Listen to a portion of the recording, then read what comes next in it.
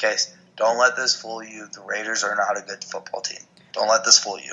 They're playing with a lot of heart. They want to win this game. Only the beginning of the second quarter, and that take might just even work just for the first quarter. They're not going to win this game. Denver's going to win this game. I'm positive. The black hole doesn't intimidate anyone anymore. But their defense is getting after it. Yeah, it's the black hole. It's the black hole effect.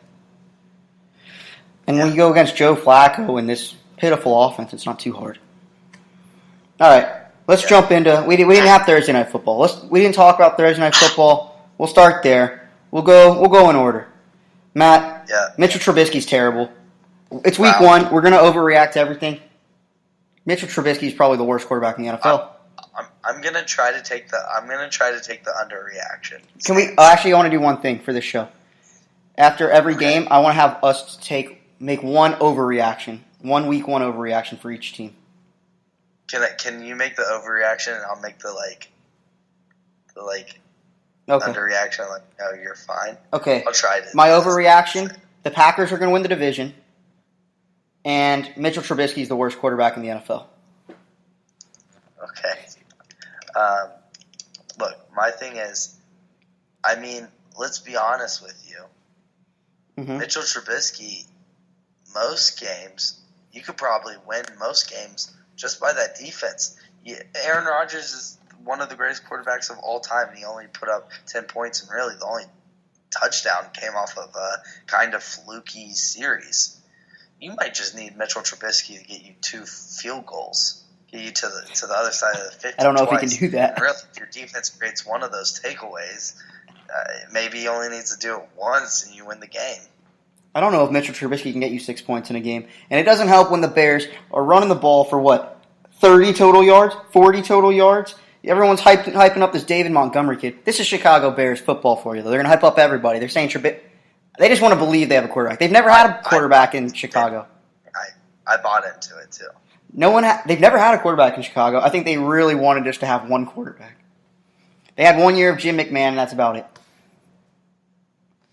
Well, I don't think...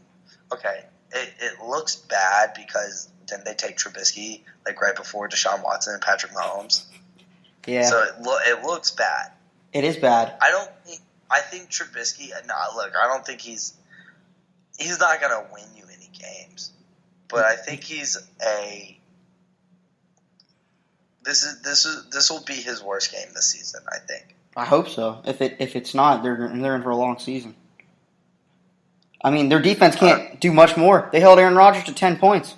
They scored 3 points on the Green Bay defense. That Green Bay defense is the most average defense in the NFL. I think they might be slightly above average. Plus, there's a lot to play for. I think it's you're at the home. fact that this Bears defense, they only let Tom Brady or Aaron Rodgers get 10 points. So, if they go up against, Kirk Cousins, they're going up against all these other ones. They're going to destroy them. The one rule is just don't throw in any turnovers. Take your hits. Maybe we'll get lucky and we'll break one off. Maybe we'll get a punt return touchdown. That's how you beat the Bears. At a certain point, if you are beating the Bears, if you're winning, it might be a good idea just to knee it 3 times. I agree with that. Just hit 3 times and punt. Just take down that clock. They need Trey Burton back in the worst way. I think Trey Burton's really important for that offense. They need to get Tariq Cohen involved way more. Well, he had 10 targets. I guess he was involved.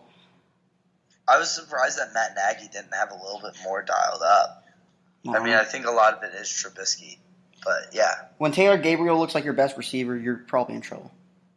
Allen Robinson had a pretty good game. He did have a good game, but, Taylor Gabriel he shouldn't look that good shouldn't have to do that much for your team. He's a good slot guy. He's a good third option. I think this is a very good defense. I think that give it time. I feel like offenses take a little bit longer to click. And if they just click a little bit, if they just find a little bit of a stride. All right. Last overreaction from this game. The Bears aren't going to make the playoffs. I think the Bears are still going to have at least 10 wins. I don't know. It's going to be tough. I don't think they're going to be able to score on the Vikings. I don't think they're going to be able to go into Lambeau and win. They'll beat Detroit. I think they'll split with Detroit. We'll see. I think they'll beat Detroit twice. Did you? We'll get into it, but you watched Detroit, right? Yeah, they didn't lose. They got a better record than the Bears. Did Danny Amendola have a over/under bet on that game? Maybe he could have. All right, let's get in the next game. What do we have next? Next we have Rams at Carolina. Okay, I want to start with our new idea that we came up with earlier today. About the Rams in Carolina? Well, it involves Cam Newton. Yeah. Okay, so me and Matt, Thursday's show, we're always going to predict. We're going to pick every game. We're going to go against or for the spread. And whoever has the worst record after that week, they're going to have to imitate whatever Cam Newton wears in the post-game presser that day. They're going to recreate the picture side by side. It's going to be hilarious, and I think that's a great bet. Yeah. Well, I do think that part of this is because if I remember from last year, I think you won like 12 out of the 17 weeks. But there's weeks when I just go terrible. There's weeks where I just can't win any of them. You won a heavy majority of the weeks. What? I said I think you won just a heavy majority of the weeks. But, I mean, whatever. My thing is, like, certain things I'm not about to cut the sleeves off of a jacket. You don't have to necessarily do that. You just got to make it look realistic. Look close. Well, that's what it was. That was like part of it. No, he was just a short sleeves jacket. You can roll the sleeves up on a jacket. Yeah, I'll have to fold them in. I don't think he's going to do that again. So he's pretty, and then he had that. The handkerchief's his new look, though. We got to do that. Someone's going to have to do that. If he doesn't bring that back, we're doing that at least once. The handkerchief thing, looking like he's in a Handmaid's Tale. Oh my gosh! All right, let's actually talk about this game because this is a good game. Have him start asking like, "Oh, what beautiful big eyes you have! Shut up. What big teeth you have!" That's true. He did look like. Is he just Emma from Red Riding Hood? He did look like the big bad wolf. All right, I might make that picture in a little bit. Let's talk about this game because this was a good game. Christian McCaffrey, first take. What do we think after watching this game? What do we think about his shoulder? I don't think his shoulder was that bad. I just don't think he made all the throws he could have made. I think he's fine. I think he's healthy. I don't think that was the problem. I think the issues was just the turnovers. I think it held him back a little bit. It may have held him back slightly. It didn't cost him this game. The issue was the turnovers. No, it definitely didn't cost him this game. But I'm saying if it holds him back, it could be a problem because it's not going to get better from here, right? No, it'll get better. He's got time. They're not going to practice. He doesn't necessarily have to do too much of practice. He knows the offense. He's been there forever. He knows what he's doing. But the big issue for the Panthers, they would have won this game without 2 fumbles, one from DJ Moore, one from Cam Newton, and 1 interception. You can't go in there and beat the best team in the NFC with 3 turnovers. You can't lose the turnover battle. Right? They forced 1. Oh, okay. It was 3-1. Yeah, you can't beat -2 in takeaways. You can't lose the turnover battle at all. Yeah. I mean, I thought they played very well. Jared Goff was pedestrian. And it looks like the Rams, what they're going to do, they're going to protect Todd Gurley. They're not going to let him get more than like 20 touches the whole first few weeks. Thing say, Todd Gurley looked great in that fourth quarter. He did. He only had he had like 8 or 9 touches going into the fourth quarter. Yeah. Well, he finished the game with 12, just one more than it wasn't Henderson. It was the other guy. He had 15 total touches. Todd Gurley did? Yeah, he had 15 total touches. 14 carries, 1 catch. But I think they're going to go workload. They're going to go workload with Todd Gurley. Sean McVay is going to save him for the end of the season, which I think is a great move. They're going to give him the Kawhi treatment because that's your best player. That's the guy you're paying. Yeah. I was ready to come into this show and say, how can you just give Todd Gurley 9 carries? But, I mean, you saw what he did at the end of the game. He saved you. He kept you alive. Yeah. I think that it just depends. Because, certain people, like Derrick Henry, he can't do that. Derrick Henry needs those carries. Mm-hmm. But I think Todd Gurley is just explosive enough where he can kind of get – I just worried in big games like this, you're not going to be able to just turn it on in the fourth. You know what I mean? That's a tough thing to do. So I wonder if that affects them. That's going to be I think that's just going to save them for – they're going to run away with that division. Their division's not good. Oh yeah, for sure. Especially seeing what Seattle did. I thought Seattle could. I thought Seattle would be able to push them. Seattle can't do that. Seattle ain't going to do it. San Francisco's not going to do it. Cardinals aren't going to do it. Don't the Rams? Don't they have like a Mexico City game against like someone big? Maybe. I mean, don't even send Todd Gurley there because I can see that being a disaster. But yeah, like certain things like that, like if he might not be able to get going in the fourth, and then it's like, man, should you run him more? Like, is it worth it? It's not worth it for that contract. They would not give him that contract. Mm-hmm. I think it's a perfect move. I love the workload move. That's probably the smartest thing that I've ever seen an NFL team do. Considering NFL teams are pretty dumb usually, this is a smart NFL move. Yeah, that's true. Knowing what his history... It worked out for them.